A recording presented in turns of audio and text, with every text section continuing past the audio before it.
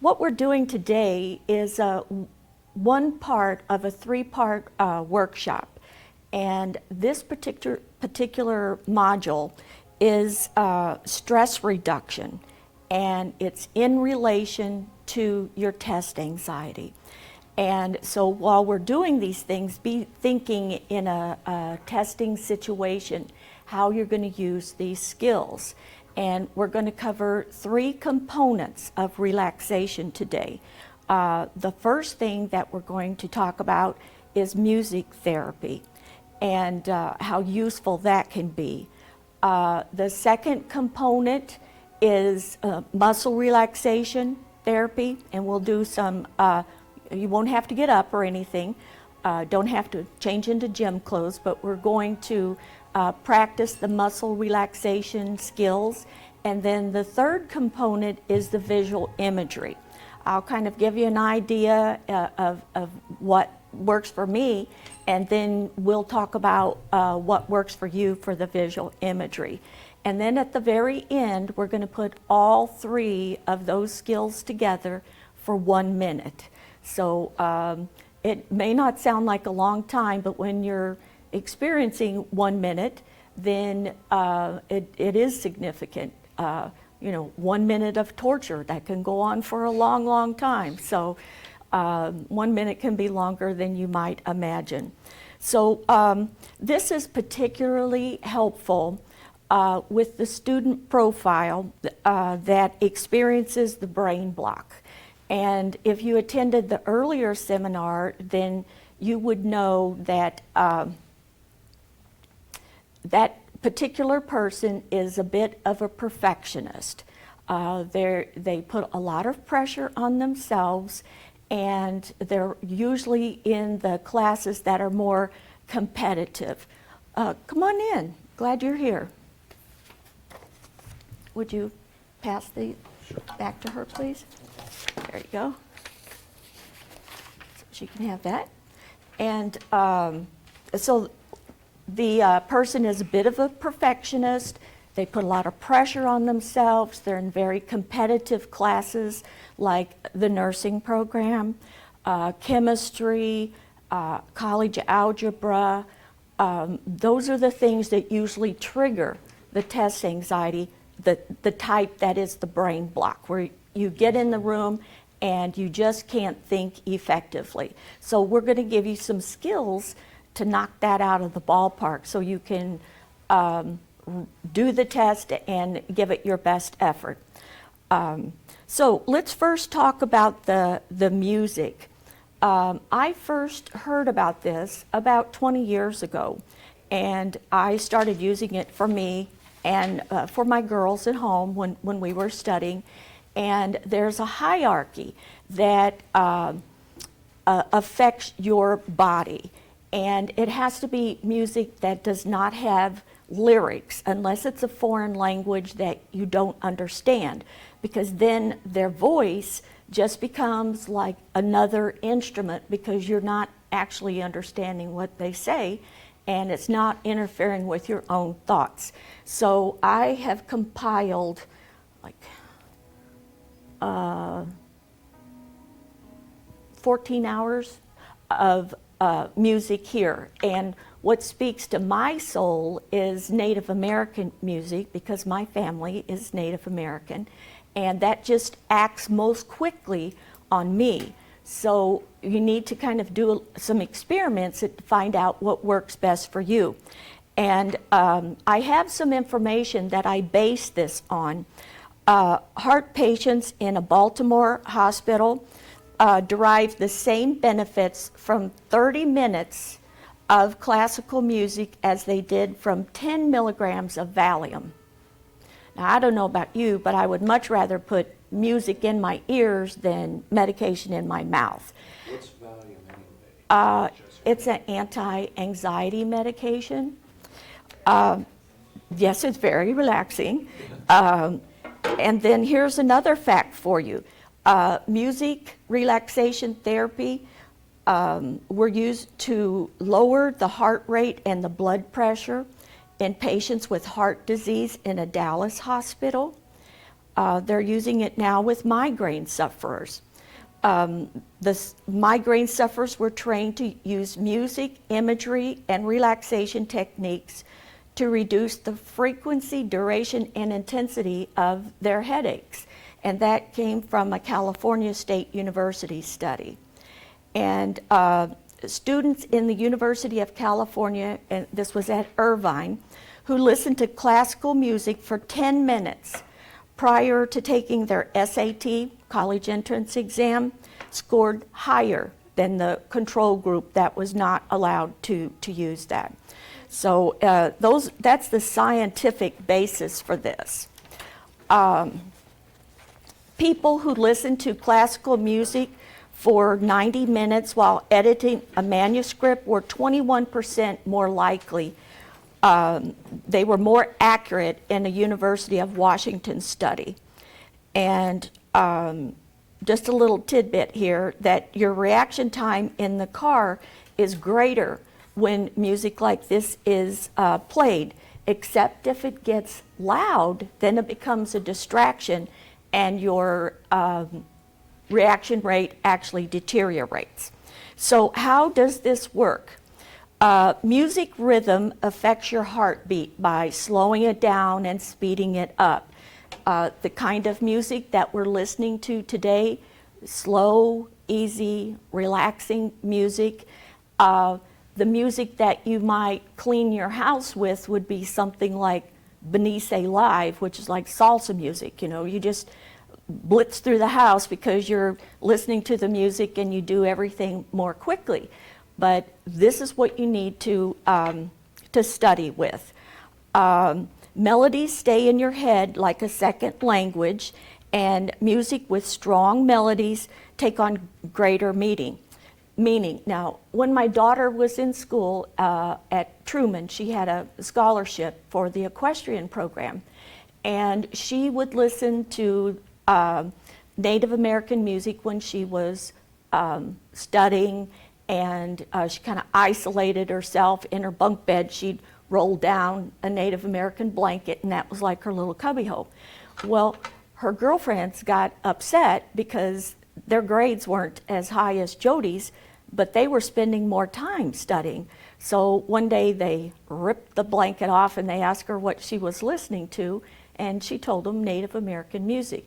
So the next time they had a road trip, she asked the coach who was driving if they could put on the Native American music while they studied. Well, it was pretty irritating to him because he's from eastern Texas and everything has to have a twang, and you know, country western music was all he was used to. Well, they tried this kind of music and they found that their grades were going up. And I met his wife just about a year ago now, and she told me that the coach is still playing this kind of music in the van when they travel. So that's like 9 years later, he is bought into this, that it helps them study. So that's what he plays. So that's just a little aside of how effective it can actually be. Now we're going to talk about the muscle relaxation techniques. And there are several on the internet. Some start from the bottom and work up. Some start at the head and work down. And there are others that start from the heart or the center of your being and radiate out. So this is the one that I think is simplest, that most people can remember to do, and it's very effective. We may try two different ones. So the first thing I want you to do is everybody close your eyes, because nobody's going to be looking at you. I'll remind you to keep your eyes closed as we go along. The first thing I want you to do is to wrinkle your forehead and squint your eyes tightly. Just crunch your eyebrows down like you're trying to get them to knit together in the middle. Now keep that going. Don't relax that. Now open your mouth very wide. Okay, as wide as it'll go. Come on, you're biting an apple here. Big wide bite. Now push your tongue to the roof of your mouth. Can you do that? Push your tongue to the roof of your mouth and then clench your jaw tightly. Clench your jaw. All right, so you should have your forehead wrinkled, your eyes scrunched, and your jaw tightly clenched. Now we're going to move down to your neck. Push your neck to the back, like you're going to look up at the ceiling. Okay, do that. And then pull your head forward to touch your chest with your chin. Roll it down. Okay, now roll your head to the left. Roll it over there. Okay, now roll your head to the right. Okay, now stretch your head up, up, up, up, just like if you had a little puppet string coming out of the top of your dome of your head. So lift your head up. Now your eyes are still scrunched. Keep that going. Your eyebrows are knitted. Now we're going to do your shoulders. Shrug your left shoulder up. Try and touch your earlobe with your shoulder. Okay, don't bend your head down. Bring your shoulder up. Okay, get it up there. Okay, now shrug your right shoulder to your earlobe and put your left shoulder down. Now you should feel a pull, those top muscles right across the top of your shoulders. All right, now bring both shoulders up to your ears, both of them up. Okay, that's good, that's good. Everybody's participating, that's excellent. Now, keep everything shrugged and knitted as we have talked about. We're going to work on your arms now. Hold your arms out in front of you and clench and make a fist. Keep a fist. Now, push down on the table with your fist still clenched. Everything's going, your eyebrows are knitted, your jaw's clenched, your shoulders are up to your earlobes. Put your hands down on the table. All right, push down. Tad, straighten your arms out. Okay, now push down.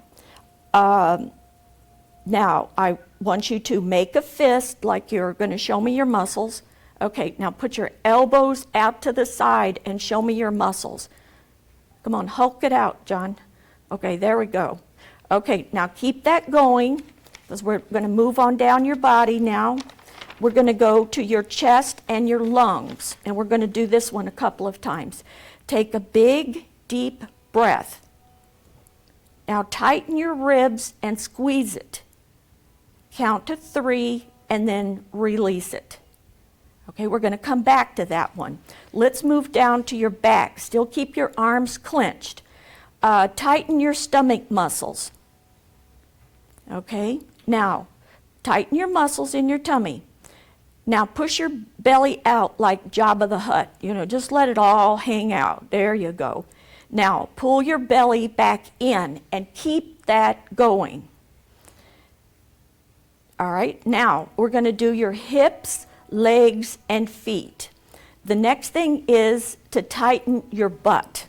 Try and lift yourself up off the floor just using your butt muscles. Now, keep that tight and then push your heels to the floor. Okay, heels to the floor. And then tighten your calves and curl your toes up. Okay, turn them up. Okay, now what I want you to do is focus on tensing everything that we've talked about. We're going to count to 10, and then we're going to relax and visualize the anxiety draining from your fingers and toes. Take that big deep breath again, hold it, count to 10,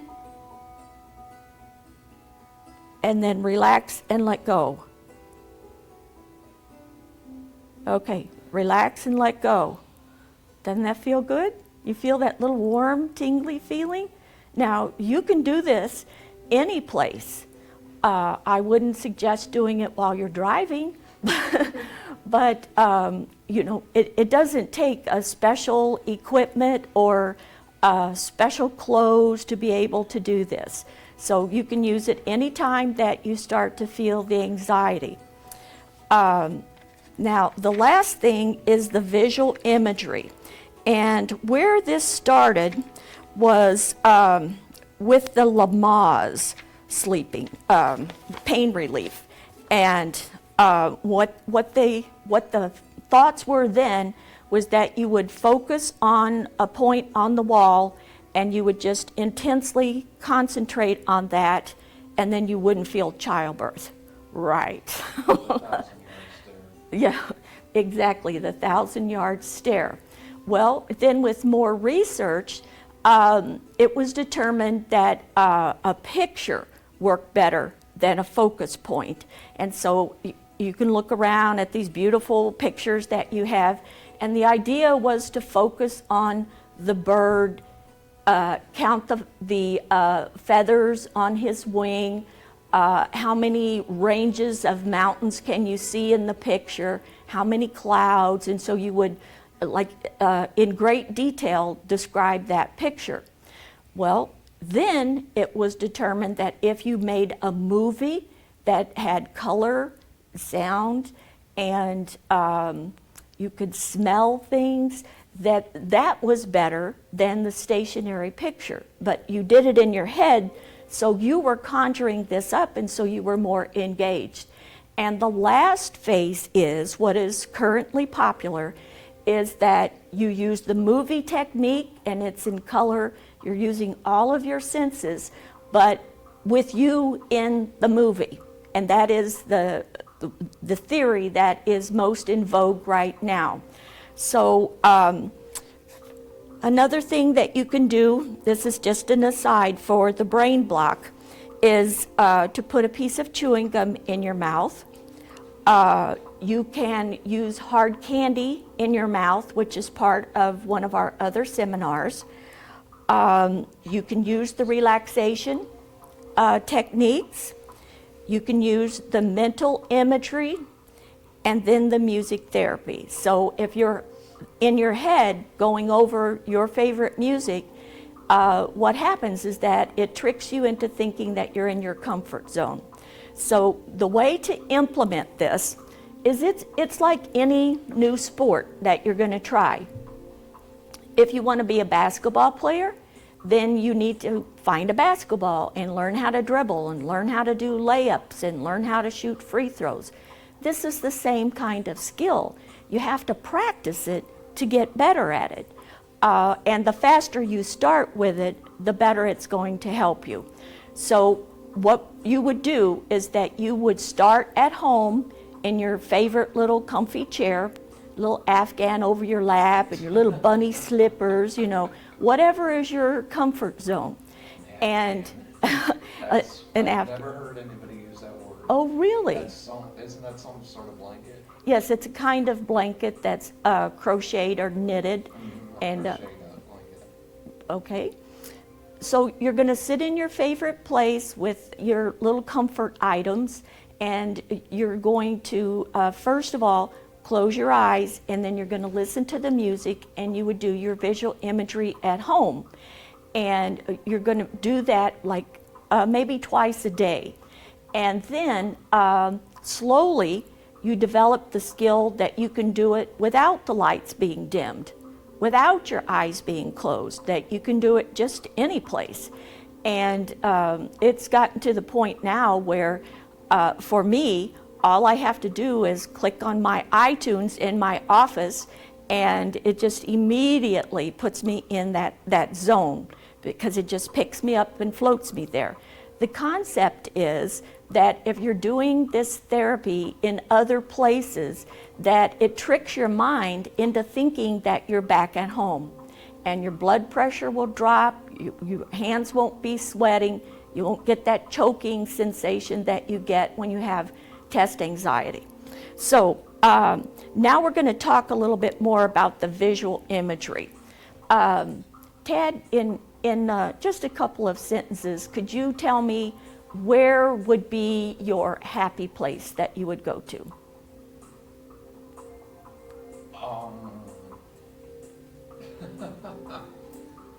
If you could, what place would you go to for relaxation? Does it have to be realistic? No. Shangri-La. Shangri-La, a very peaceful place. Supposedly one of the most peaceful on earth. Yes, and can you describe your Shangri-La for me? What colors do you see? from the trees. I see blue from the water. Mm-hmm. I see different colors from the flowers and stuff like that. And what do you hear there? I hear birds chirping, Very peaceful. just quietness. Okay. Something I would kind of expect at home. Great, great analysis. Okay, let's look at the young lady behind you. Where would be your best place for you to go? It's calm and relaxing. I'd say probably just an open field. That's great. And what colors do you see there? The greens and the grass, the trees around. Mm-hmm. Sounds would be like the birds, the crickets, Mhm. grasshoppers. Great, great. Anything else about your happy place you want to describe? Just quiet. Okay. Miss Ash? Along the beach, Mm-hmm. I've heard that, yeah. listen to the ocean. Yes. Have you ever visited an ocean? Great, great. Tell me a little bit more about your space. Are you walking in the sand? What are you doing?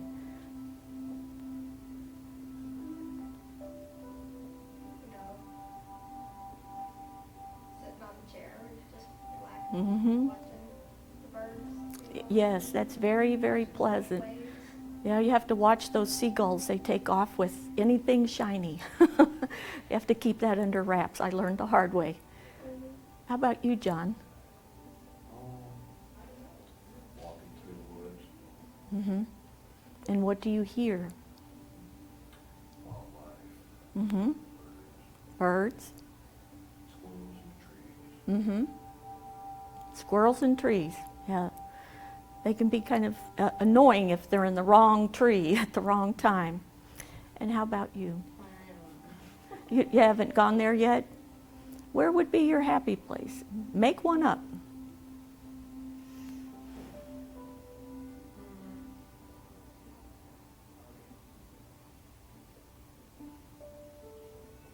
I guess maybe in a park, Mm-hmm. the same things, you know. Mm-hmm. The green, you know, the grass is green and the trees, you know, kind Mhm. of the wind's blowing, the leaves, you can kind of hear them crackling and Right. brown. Mm-hmm. That's very good. Well, since you all shared, I'll tell you about mine. My happy place is in a huge pasture. And on the right-hand side, there's a river. And there's a bunch of bushes along that, and then enormous walnut trees out there. And so it's early spring, so the wildflowers are coming up, and the wild onion, you can smell that if you step on it. And beside me is my husband, and he has on a flannel shirt, and he just has such a unique smell. He smells like a man, but he smells very clean. You know, and the whole time we were married, I don't think I ever smelled him funky, even if he had been outside working. He just has a beautiful smell. And so it's just this sheet of green, shimmering grass. And my dogs are snuffling and chasing ferocious mice. And just a little yip or a bark here and there because they're having a great time. And at the end of that pasture, there's a huge tree. And right up on the very top of it, the tree is dead. There's an eagle's nest, a golden eagle. And the minute that we step out into this enormous field, that eagle takes off. And it goes in big wide loops. And it just spirals upward and then higher and higher and higher until it's just a teeny tiny speck. It almost disappears.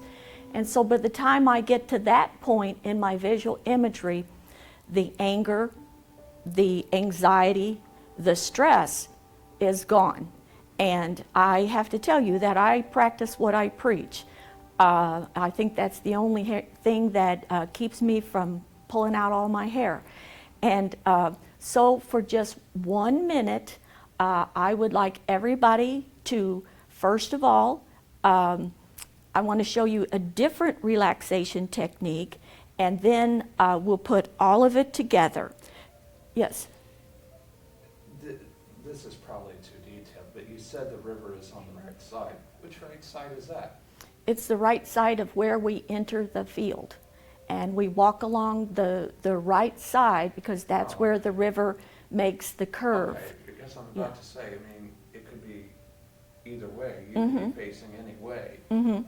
and then Well, be on the where right we side. enter, Okay, I it's got it. it's on my right-hand side all the way up till we hit the river bend. Okay, I I got should have clarified that for you.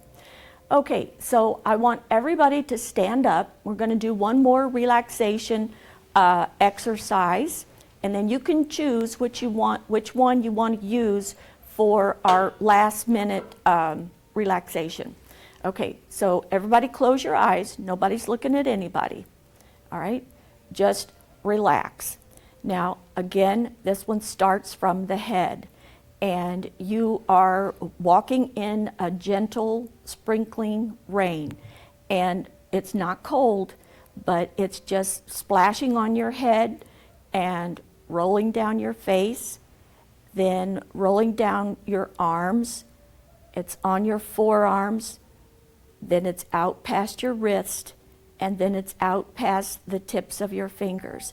And it just drips off into the Mother Earth. Now, it's still raining. It's raining on the back of your head. It's raining on your shoulders. It's running down your back. Now it's crossing your bottom down to the tops of your legs. It's just gently flowing down towards your feet, off the tops of your feet, and it just drips off of your little toes right into the earth. Now, just tense up everything like we've been taught, and then relax and let go just as if you were some sort of tree. Okay, relax and let go, and then open your eyes. Now, who preferred the first exercise? Or who preferred the second exercise with the tree? Yeah, I see a lot of heads nodding. So whichever one you want to use. Now, for this last minute, I am going to time 1 minute, and I want you to do 3 things. I want you to relax, I want you to go to your happy place, and I want you to listen to my favorite music. Okay, close your eyes for just 1 little minute.